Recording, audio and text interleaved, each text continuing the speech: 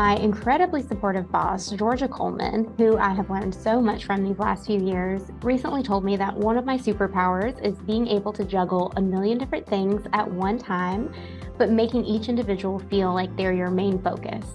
I do think those are strong traits that I have as a leader, being able to combine the organizational, analytical, planning, and strategy side of things with that human experience and tactful and sometimes delicate side of things that comes with just being a human. I think I have two very strong traits when it comes to being a leader.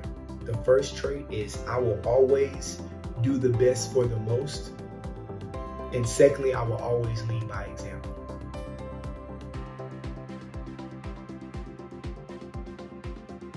A great leader must have a strong variety of skills. For one, he or she must be courageous. It takes a great deal of bravery to lead others into situations that may be unfamiliar or uncomfortable. A leader also needs to be persistent.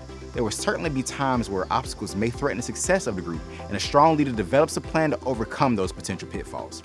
Remember, failure is not always the end of the journey. It may only be a setback, so you can retool and come back even stronger. I feel that the best skill set for a leader to have is humility and being able to receive feedback from all members of the team, regardless of their position.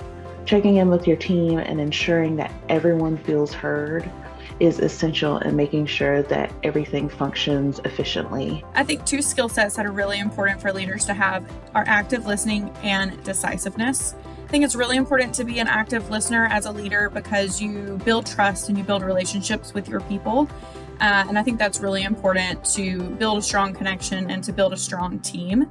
And then decisiveness, because I think young leaders, young team members are really looking up to leaders to make decisions and to learn from those decisions. And so I think it's important for a leader to be able to make a decision and then explain why they made that decision so that the people underneath them can learn and grow and be confident in their own decisions. Important qualities for a leader to have are integrity, empathy, willingness to be a student for life, and someone who is an effective communicator.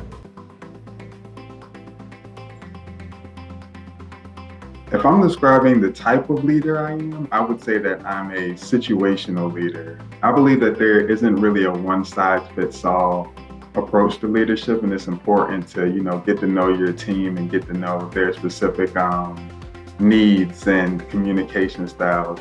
And with that, I kind of decide what's the best way to lead from there. At times I could be a democratic leader, other times a coaching leader, if necessary, authoritative, but just whatever I feel the team needs at that moment.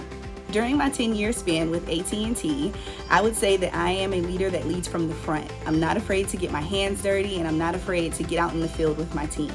Being able to show that you're capable to do the things that you're asking of your team speaks volumes as a leader. I've always been a hands-on leader. I've never been afraid to get in and get dirty with my team in the interest of teaching them and helping them grow professionally.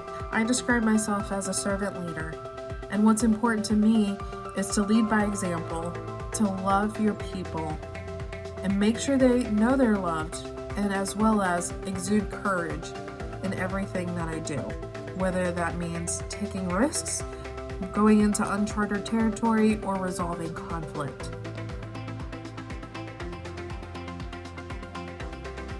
My greatest mentors, I would say, have been my parents. They have always instilled the idea of hard work into me, and that has really just stayed with me throughout my life and my career. And I think that's something that has really benefited me. I also have a wonderful mentor, my friend Shayla Merritt. She has been a really great connection for me, helping me make connections and just try to realize my full potential. My mother was a nurse and my father was in the military. They are by far my greatest mentors. Their work ethic revealed to me the importance of being passionate about what you do, as well as being ambitious while doing it. I've seen through their careers how valuable it is to put the two together, and that in doing so, your fire will never extinguish.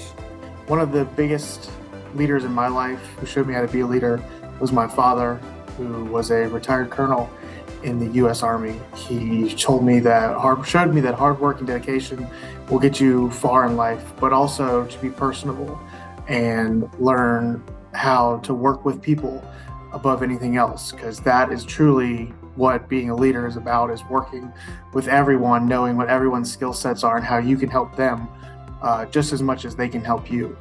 Someone who's proven to be a really great mentor has been Al Ergel, who is our chief deputy at the solicitor's office.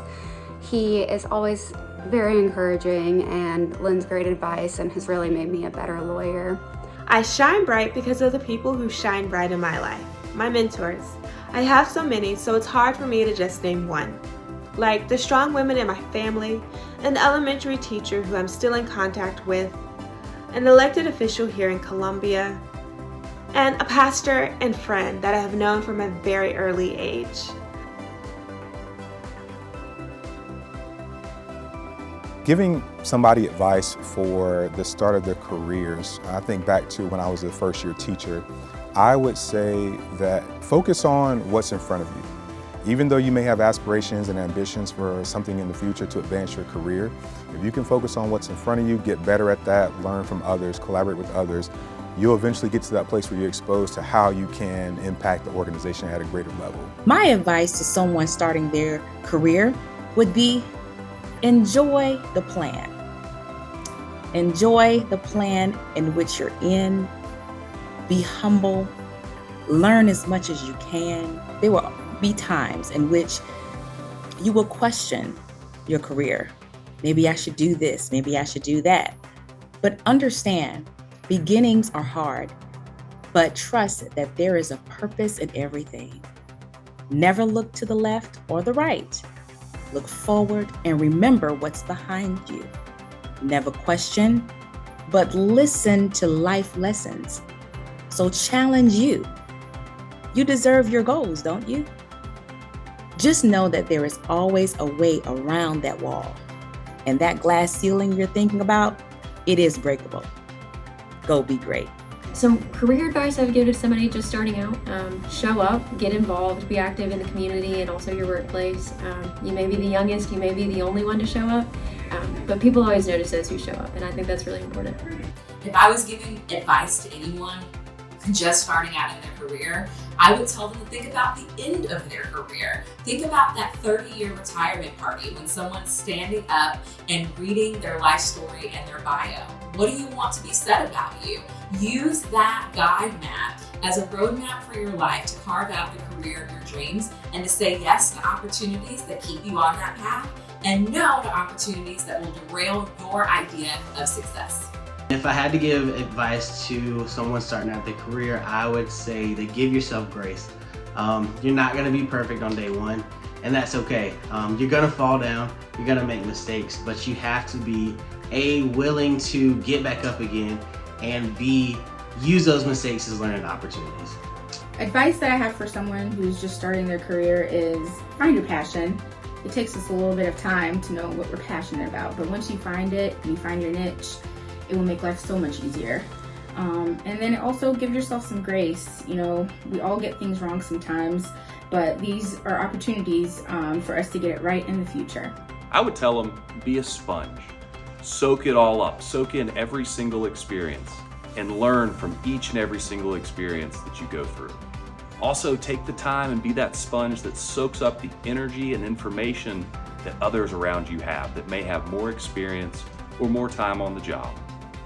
And just remember, at the end of the day, baby steps build a career.